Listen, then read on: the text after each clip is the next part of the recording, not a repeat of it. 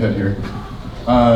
So right now, just to kind of give an overview of our business model and revenue flow, okay? Some people want to know how that works. So Fanstar, this is a very high level overview of our business model. But number one, we got obviously ad revenue, video ads, banner ads, affiliate ads. Dan and John and other alternative providers, hey, why don't we advertise for you guys? You know, Mary, why don't we tell your story to help more people to have better mental health, right? Simran, your game, I love it. Thank you. How can we put that, how can we mix that into what we're doing, right? Number two, obviously, anytime content is purchased, Fanstar gets a small percentage, right? 30%, the artist gets 70% of all revenue generated. Every time someone buys your song, you get 70 cents on the dollar. Right now, artists get 8 to 12 cents if they're lucky. We're cutting out the middleman. There is no middleman, gone. Okay? Monthly subscriptions. So you as a fan can join, create your fan page and all your preferences and all that cool stuff, like all the rock bands and all the different artists that you like. And you say, you know what, I really don't want too many ads, right? I'm getting over these Coca-Cola ads and Cadillac and all these things I just don't really care about. Guess what? Well, you can upgrade, right? Pay a monthly subscription fee, and then you go from a fan to a fanatic. When you're a fanatic, you don't have any ads, although we'll find a way to still incorporate other components on the site, but, and you'll unlock additional features. So let's say that your favorite artist is performing at a show. Because you're a fanatic, you get first dibs and a discounted ticket to go watch. And the thing is, with our digital currency, so Fanstar is going to have a digital currency called Star Coins, okay? But that is really just an additional medium of exchange. We're going to be accepting dollars and other digital currencies. However, wouldn't it be cool to sit there and be watching content, you know, putting it on your Fanstar playlist, and then you check your wallet, you're like, oh wow, I got 25 Star Coins. That's pretty cool. I didn't do anything for it, and now I can take these Star Coins and buy goods and services on the website. Like, oh, that's cool. I did very little work. I got paid. I got something of value, and I can now use that to now go buy an album, or you know, go take your wife out to go watch your favorite Fanstar comedian, right? And that ties right into, you know, event ticket sales. So obviously, we're going to be networking and working with a lot of different local venues. We're going to be doing an annual Fanstar Legacy concert where we take the top-rated artists on the platform, have them perform in Las Vegas at the new Las Vegas football stadium, in which you can now either go and watch that in person, or you can watch that from your mobile device on a virtual reality headset, up to you. Okay? So that revenue flows into Fanstar right here, and then that revenue is then shared to the artist and to the fans. Okay? So there's going to be all kinds of really awesome bells and whistles. So like, for example, fans and artists, you know, wouldn't it be cool if there was a place for them to, if they needed mental help, they were having depressing thoughts, it's just a click of a button away where we can have a support group help them out, you know? There's going to be additional tools on the platform for the artists. So let's say that you like to make music and you like to make beats, whatever. Well, we'll have a library of copyright-free samples or tracks that you can then purchase and or download to mix your own music. We're going to have industry professionals. That's going to be another category here, which I don't really have mentioned. But another subcategory is going to be industry professionals, voice coaches, DJs. My friend Mark Zhang, who's an amazing photographer, you know, you can now contact Mark and say, hey Mark, I see that you're an industry professional, you're a videographer, you're a photographer. This is awesome. Hey, will you come over? I'm going to be shooting a video, and I want you to help me out with that. So we're providing the infrastructure and the support system to help out the artist through a variety of different tools. It's all at a click of a button. And really, what this platform is doing, it's one place that does everything for the artist. Okay. Right now, you like a song on Pandora. Now you have to go to iTunes to purchase the content. Then you got to go over here and you got to go over there. It's confusing. It's a cluster. You know what? So why don't we just streamline that? Everything is all in one place. for the artist. Simple, clean, neat, simple, not confusing, all there for the artist, okay? And so, the brains over here, Mr. Brainerd, he's forgotten more than I even know. Here you go. We'll act like that's all true. I want to talk about valuation. This is a big play, and I think it's important to get an idea that if we're even moderately successful, this gets to be big very quickly. If you do any reasonable market analysis, and we look at based on number of users, our strategy in getting initial funding is going to be to demonstrate how many users, likely users, we're going to have. We think the critical mass occurs at about 10 million. We are out now with talent scouts, signing different artists and seeking out artists, and we're looking to get about 10,000 of them, all of whom indicate that they have about 1,000 fans, potential fans. 10,000 times 1,000 indicates a reasonable number of 10 million user base. If we look at Facebook, the biggest, we've got 2.3 billion users. It's got a market cap right now of 545 billion. It's massive. That equates, though, to a per user valuation of $229. That's how much the market values each one of those users. To look at their content, to be able to advertise to them, to just to control that flow.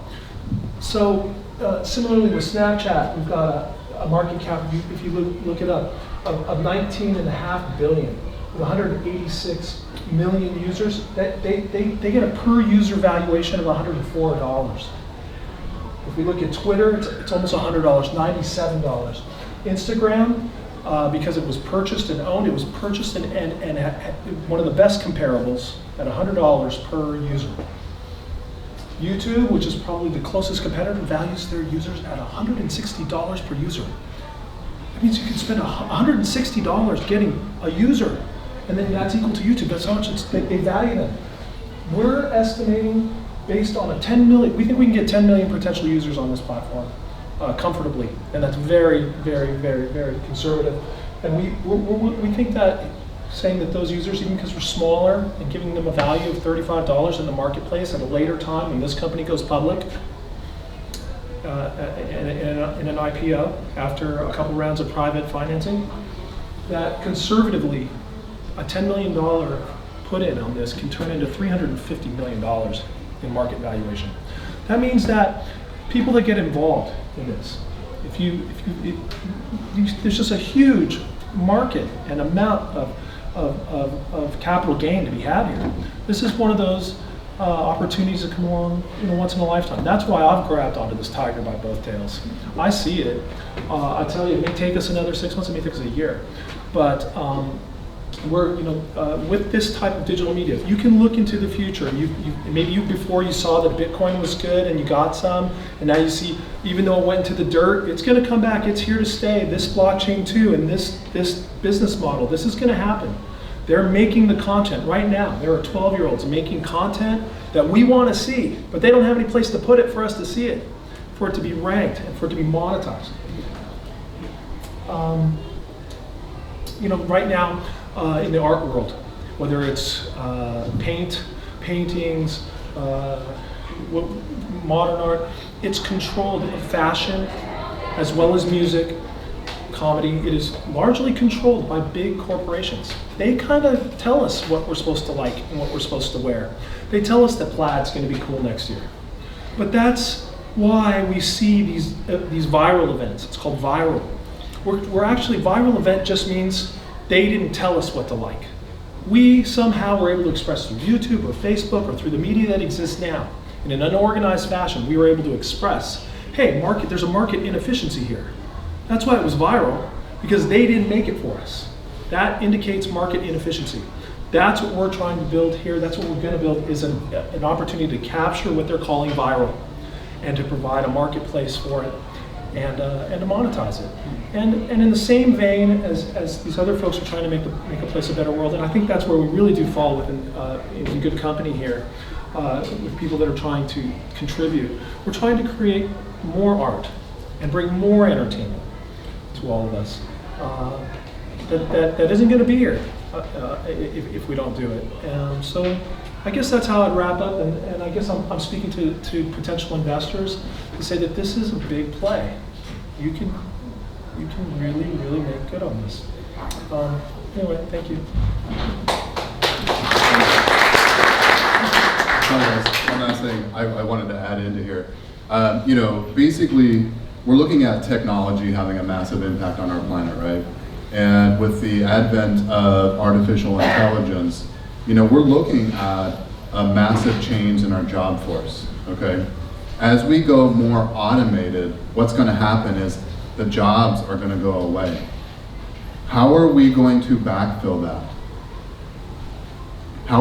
So if 50% of jobs go away in 10 years, what's that going to do? How are you going to eat? How are you going to pay your bills? Doctors are not safe. Attorneys aren't safe. Waiters aren't safe. No one is safe from this artificial intelligence push, okay? So what if Fanstar happens to be a platform that helps provide some extra cash just by simply participating in curating and enjoying content, right? These are things that we have to think about, especially, when we talk about millennials, right? Millennials are a disruptive force. Millennials are looking something different than a JOB, just over broke, right? Who wants just over broke? I don't think so, right? So I just want to close on that part of it there. We have to look into the future, right? We can't just look 1 foot in front of us. The future is artificial intelligence is coming, jobs are going away. What are you going to do about that? Why not create another alternative way for people to make money, but doing something awesome, like enjoying content? You mean to tell me you're gonna pay me to sit there and watch comedians all day? How cool is that, right? Watching performers, dance groups, podcasts. I love podcasts, right? People can now create their own life, their own career, follow their passions. Like, you know what, I don't need just over broke. I'm gonna sit here with my group of friends. We have the craziest conversations. We're gonna have a crazy conversation over the table, and we're gonna videotape it, and people will watch us have crazy conversations. Why? Because humans entertain other humans. We like watching each other, right? We do. And that's kind of, Joe Rogan. I love Joe Rogan and the Joe Rogan podcast. I'm a fan, okay, not gonna lie. And basically, Joe Rogan said, look, he's like, I didn't start the podcast because I wanted to be successful or wealthy. He's like, I created it just because it was right. And it was fun.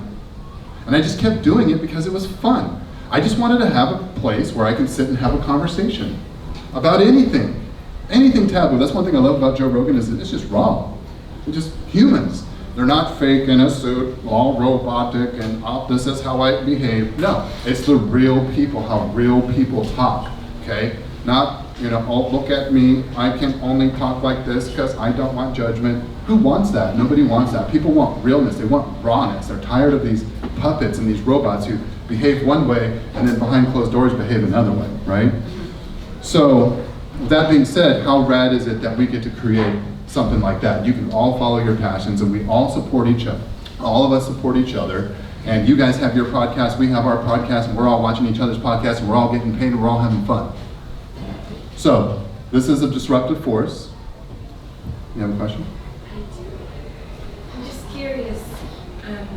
So I'm hearing you say you're going to pay the listener for listening. Who's going to pay the listener?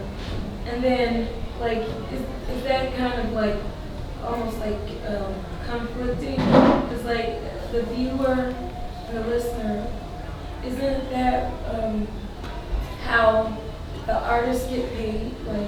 How many views or downloads? Yes. So then the listener, it might give them some type of entitlement, but one might cancel out the other. I don't know. I just want to hear you explain it a little bit more, because it's just I just wanted to flow in my head. No, it's totally good. And, obviously, when you do a disruptive force like this, the first time someone saw an airplane, they were like, what the heck is that, right? Like, it was different to them. They didn't understand something, unique. So this has to go into blockchain technology and how blockchain technology works. Okay, so basically what happens, every time you watch a video, a digital currency is created, because what happens is that transaction, the fact that you, the user, watched the video has to be recorded into the blockchain ledger. And when that gets recorded, a digital currency is then created. With the ranking. It's the ranking that provides some value. So Chris can get into the more detailed specifics of it. I'm just kind of giving you a high overview. So the beautiful thing with the blockchain and how it works is that there's this ledger, which is kind of like, imagine Wikipedia, right? Anybody can go in and view Wikipedia, and anybody can go in and essentially edit Wikipedia, right? It's this open ledger, so that's what blockchain is built upon. It is built upon transparency. Every transaction, everything that happens within the blockchain has to be recorded and then validated, and when it gets validated, it creates a digital currency, okay? So that's how this whole thing works, is that if that content was uploaded and nobody watched it and nobody did anything, nothing would be recorded into the blockchain. So therefore, since nothing is recorded into the blockchain and put into the ledger, nothing is earned, right? So that's how it works. So the artist isn't really losing anything. And to be honest with you, we're kind of giving a high level view of how this whole thing works. We have a whole voting system that's in place. So it's going to be really more tied to you as a fan, going in and doing all of the voting and raking and commenting. Because remember, when you have the blockchain, any little activity that takes place, anything is recorded into the ledger. And when it gets recorded into the ledger, that's how the currency is made. But Chris is a bit more technical. He can get into more of the details. I'll just kind of give you an idea so that you can understand how the economics of it can work a little bit, so it makes sense. Because there's a disconnect there, because you haven't seen this before. Like, what the heck? You're going to give us money, right? But what have we done? We haven't done anything. Well, you have. You're required to observe it and rank it. Now what happens is all this art has been ranked by viewers, by fans, by many of them. Now we basically we have a list, like a billboards list. And the higher your ranking, the more your content's worth, and therefore the more money it will generate when purchased, because it's higher quality. And you're exposed to it as a consequence of the site. You say, I like, let's say I liked country. Sometimes I like country. I don't like a lot of country, but we're in Texas right now, and let's say we like country. And I want to hear some good country, and I want it to be different and something I haven't heard otherwise. Well, now the site says, hey, here's what's highly ranked. Do you want to listen to it? Do you want to purchase it? There's a monetized, you see the event, right? It's been ranked, it's high quality, it has a price kind of attached to it based on the ranking that's higher, reflecting that ranking. And the monetary system, the money, can be created and burned in balance. It's not fixed. Like when you look at other digital currencies like Bitcoin or Ethereum, that's a fixed number. Bitcoin, I believe, is 21 billion total coins. Our currency will start with 17 billion that's in a pool. And if more is needed to reward fans, then we'll dilute the currency, because that's the value, and it'll balance itself out, and the marketplace is in existence, and those market forces will balance each other out so that the value of those rankings give you what. So I don't know if buying content means you have to watch and rank 3 videos, or if you have to watch 10. The market will determine that. When we sell content, so we create some currency when viewers come and rank. When content is purchased, some of that currency will be burned at that point. So we create some, and we also destroy it on the other end. And we're able to control and manipulate that to make sure that there's some equilibrium. So that kind of gives you an idea of how that might work, because it's new, right? It's not something you've seen before. Definitely answered my question. Thank you. Yes. Yes, Simran. Would you consider hosting other types of content creators besides just musical artists? The reason I'm asking this is because a lot of people in Generation Z and Millennials will typically watch yoga tutorials, dance tutorials, makeup tutorials Yes. on YouTube. Exactly. And if we had the option to support the creators more and less to, because I'm aware that they make a very marginal profit. Most of the money goes to YouTube and to all these tech media giants. So if we had the option to support the creators more, we definitely use such a platform. So, please forgive me. I probably wasn't speaking into the mic because I'm not really a public speaker type of person, so I'm not the best at it. So, with that being said, so Fanstar is for all artists of all genres, okay? So, not just music, but dance groups, comedians, podcasters, independent film producers, acrobats, you name it. Yoga instructors, right? Everything. If it's considered art, one thing I was watching, and I don't mean to make this thing go on and on and on forever and ever, which I technically could, but I don't want to bore everyone to death here. So like, for example, one day I was sitting there watching a YouTube video, or not YouTube, Facebook. I really don't Facebook, very much anymore, but I was watching this content, and it was this guy, I think he was in the Caribbean, and he started with this like blank piece of metal, and he's like doing all this crazy stuff with the spray paint, and I'm like, what the heck is he doing, right?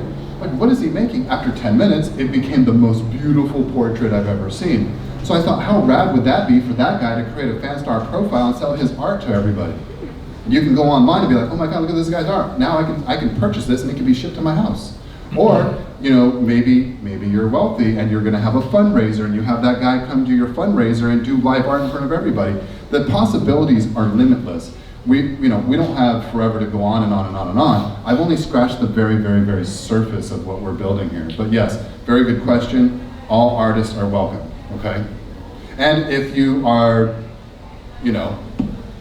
maybe not the best content producer, you produce dark content, the fans will downvote you and you'll go away.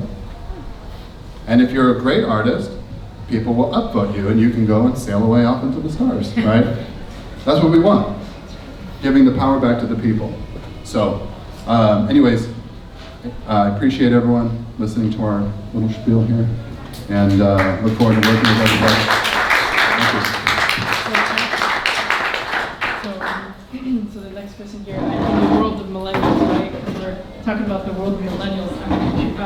Matthew's going to introduce himself, and with anything that's possible. Hello. Good evening, everybody. So my name is Matthew Durr. And what I want to be talking about is Anything is Possible Foundation. So, what is Anything is Possible? Who and what we are men and women committed to making a difference for kids who don't have either a mother or father present in their lives. We work a lot with foster kids, and we actually just signed a contract with Schools on Wheels, where we actually have the opportunity to work with a lot of homeless kids. So I kind of wanted to start my share with a personal share. So. I was connected to a young man named Andre, and at the time he was 15 years old at South Pasadena High School. I grew up in the San Gabriel Valley area. And if you've ever experienced a dog who's been beaten, that was my experience of him. I have not met a kid who has been through a more tragic experience. His dad had left him before he was ever born. He had no brothers and sisters. And when he was 13 years old, he was at home with his mom, and his uncle came in, shot her in the face, and killed her. And she literally died in his arms as the ambulance came. And so when I initially first met Andre, it was like meeting a dog who'd been beaten, right? His tail between his legs, he wasn't looking me in the face. And that was my initial meeting with him. Now, circumstantially, he was basically failing all of his classes, wasn't showing up to school, didn't have a lot of friends, and socially was just kind of isolated. But that's one of the things that I really want to talk about today is, and I think the entire panel has been great about, we're not necessarily talking about individual solutions, but we're talking about getting to the source of what can really make an impact in somebody's life, right? And so when I was working with this with Andre, what I really discovered and what I really found to make the biggest impact is when you listen to somebody bigger than what they listen to themselves, it creates a bridge for them to step into what is now possible. And that was really the commitment behind me having conversations with Andre, because the reality of it is I would only spend about an hour to 2 hours per week with him. Now, if you look at the action items of what we did, you know, we would read books together while we were on the phone. We kind of worked out together. I got him a jump rope, and we would take photos and see where we were at. But the results of what had happened is he jumped from getting F's to C's and B's.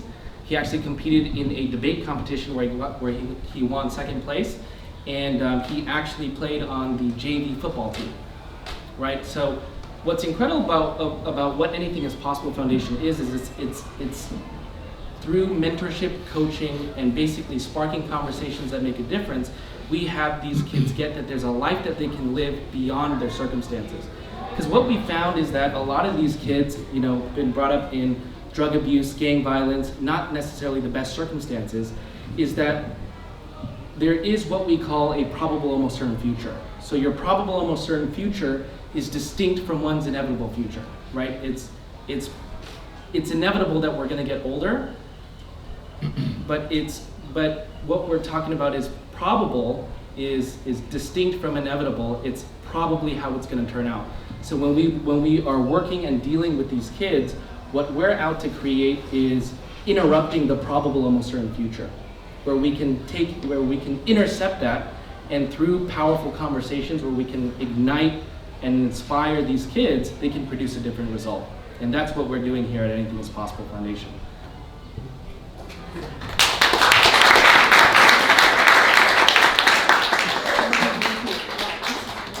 Mr. Greg Stewart, you're up, sir. All right. So we're gonna wrap this all up with the conversation of different ways of funding, and obviously yours is pretty crucial. So please come up, or you can sit down if you want, and you'll just do it from there. Traveling for 3 weeks, That so works. maybe it'll help. Anybody here? Yeah. Well, it's a pleasure to be here and listen to all the ideas, and glad to see everyone is here. I've been traveling for about 3 weeks, going through a whole metabolic exchange with a lot of bankers and investor types and idea folks. And I wanted to make this particularly because of Nicholas was bringing out a pretty unique group. I think you guys are pretty much on the cutting edge of a lot of thoughts that I'll be interested in trying to see how we can come up with funding strategies for, quite frankly, because it all continues as a fantasy until you have some money. And you really just have to look at the practical aspects of getting stuff done in what's generally called monetization. I think Tom kind of touched on it a little bit. But generally what my whole passion has been for the last 40 years plus is to try to eliminate poverty, ignorance, and disease through the use of money and through the ability to be able to target ideas that can facilitate a valid solution. Whether it's public dollars or private dollars, it doesn't really matter. It's just about getting to the bottom line. And generally what I'm really in it for is the hugs, because you get people to be excited enough to where they just reach out and start hugging you. You know, it's that kind of thing. But generally, where we are right now, the level of money and the level of capital out there is chasing ideas, positive ideas, like the ones you guys have been expressing. It's virtually unlimited. And what we see is an opportunity to take a variety of different kind of strategies and mold them into some basics that everybody buys or everybody uses. Simple example is electricity. You don't think about where electricity necessarily comes from, but everybody uses it. What they do with the profits from electricity doesn't necessarily touch these kind of ideas or these kind of resources that are needed. We're trying to target those more in terms of what generally what people call nonprofit or charitable as part of our profit model. So within what Dan is talking about as an example, we'd be more than interested in terms of trying to convert that to where it becomes a feasible, bankable product. and what Mary and Celine were talking about is basically caring enough to where you actually give them the